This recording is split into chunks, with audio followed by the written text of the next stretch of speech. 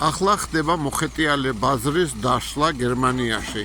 აი ასე გამოიყურება მოხეტიალე ბაზარი.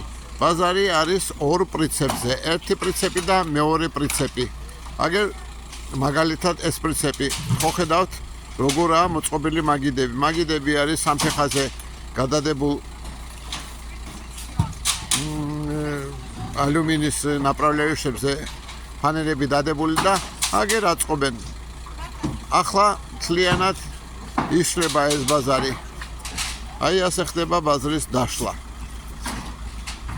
ამ ორ პრინციპზე მუშაობს 9 ადამიანი. 9 სავაჭრო წერტილი არის ამ პრინციპებზე.